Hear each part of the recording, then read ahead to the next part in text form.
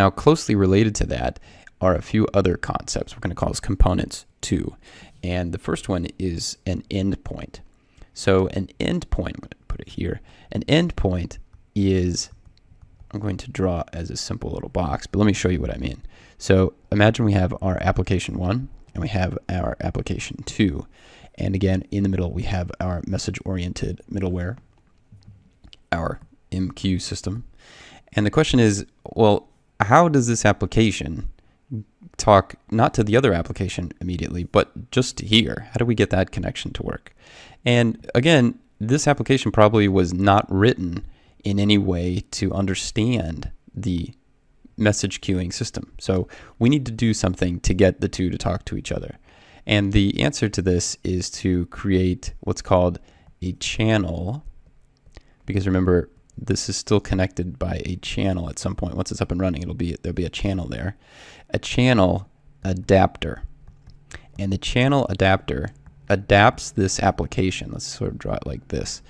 That will enable the application to talk to the messaging system. So it will sort of allow a channel to be created between the two. That's the channel adapter. This is then called an endpoint. So the adapter is sometimes drawn kind of like this. That is the adapter, and it is essentially the endpoint, but a slightly different meaning, because the adapter does the actual adapting so that the software understands what's going on, and then the actual endpoint itself is just that. So, technically we're looking more at something like this. There's our endpoint. There is our application. And then we've got the connection over here. That is our channel. Now, related to that, we have something called a router. And a router is going to do essentially exactly the same thing. In networking terms, this is usually sort of drawn like this, where these arrows are going in and out like that. That is routing traffic back and forth between the different components. So if you had to make a decision, for example, here, so let's say like this, between, and I'm going to show you some more professional drawings in a minute, but if you have multiple applications here, right, and all of those applications themselves have their own endpoints, then at some point you're going to need to make a decision about messages coming into the system. So you may have some message that goes here, but then you have to make a decision. Does it go here now, or does it go here? And that is the job of the router.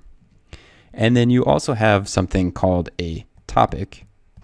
And a topic is actually inside. It's a part of the message itself.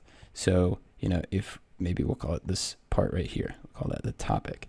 And the topic is going to tell the messaging system how messages can be routed around. So in other words, this decision that was made here was made based on the topic. So the router is able to open up the message, look at the topic, and then make a decision. Again, the topic, though, is that when you look at it, it's sort of a hierarchy. It actually is a hierarchy. So it would say something like, it's going to have parent. It's actually a string of just characters. So it's going to go parent, child, and then it'll have another child underneath that.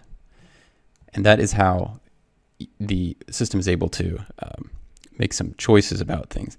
And we'll see this a bit more in what's called point-to-point and publish subscribe.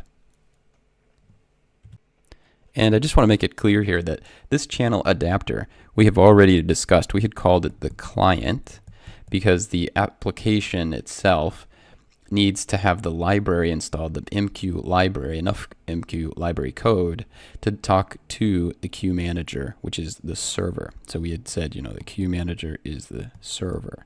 So really what's going on there is that the client is going to talk to the server. And that is, we drew that earlier.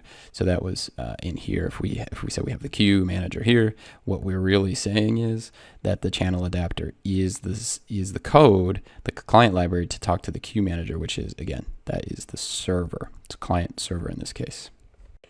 And then just to make the point clear, again, we have an MQ server here. the server is connected via these channels. They're actually called MQI channels. We'll cover that later. Into the MQ client library, which itself is part of that application, and in which the application can talk to the client library in various languages, in C, Java, and .NET.